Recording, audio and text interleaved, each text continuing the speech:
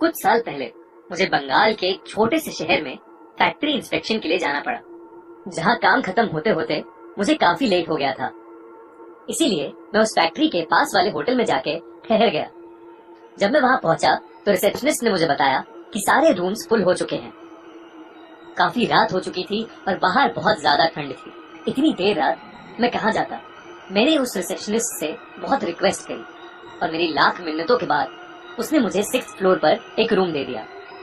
पर रूम में जाते जाते उसने मुझसे एक बात बोली जिसे सुनकर मुझे थोड़ा अजीब लगा।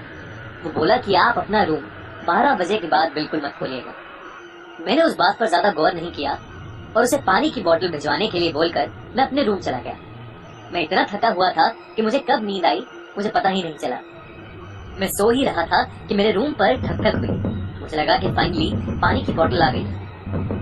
मैंने उठ के देखा तो कमरे में एकदम अंधेरा था और शायद होटल की लाइट भी चली गई थी। जब मैंने दरवाजा खोला तब मैं नींद में ही था, तो मैंने टाइम पर ध्यान नहीं दिया। दरवाजे पर एक आदमी था जिसका पूरा मुंह एक सफेद शॉल से ढका हुआ था। उसके एक हाथ में लालटेन थी और दूसरे हाथ में पानी की बोतल। जैसे ही मैं पानी की बोतल लेने के लिए आगे बढ़ा, वो आदमी थोड़ा पीछे हो गया और होटल की बालकनी की तरफ चलने लगा। मैं उस पर चिल्लाते हुए आगे बढ़ा, लेकिन वो मेरी बात ही नहीं सुन रहा था। अरे अरे पानी की बोतल तो देके जाओ। मुझे गुस्सा आ गया और मैंने उस आदमी का हाथ पकड़ लिया। वो एक पल के लिए रुका और पीछे मुड़ा।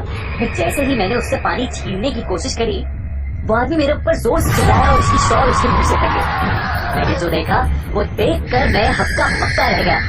उस आदमी की आंखें नहीं थी, सर ऊपर से खुला हुआ था और पूरा चेहरा जला पड़ा था। मैं एकदम से बहुत ज्यादा घबरा गया और तुरंत अपने कमरे की ओर वापस भागा। मैंने देखा कि घड़ी में 1:30 बज रहा है और तब मुझे उस रिसेप्शनिस्ट की बात याद आई। तभी मेरे रूम में वापस ठक ठक हुई। मैंने इस बार दरवाजा नहीं खोला और रिसेप्शन पर कॉल लगाया। रिंग बजती रही लेकिन किसी ने भी फोन नहीं उठाया। मैं सारी रात दरवाजे पर ठक ठक की आवाज से बहुत ज्यादा डर गया था और सुबह सूरज निकलते ही मैंने रिसेप्शनिस्ट के पास जाकर उसे खूब डांटा।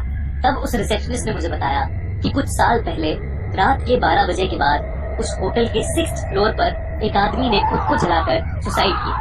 उसके बाद से उस आदमी की आत्मा उसी फ्लोर पर भटकती है और उस रूम में रुकने वाले लोगों में से कुछ लोग 6th फ्लोर की बालकनी से गिरकर मर भी चुके हैं और इसीलिए वो 6th फ्लोर का कोई भी रूम किसी को अलॉट नहीं करते। ये सुनकर मैंने खुद को खुशनसीब माना कि मैं जिंदा और सुबह सुबह ही उस होटल से निकलकर वापस अपने घर आ गया।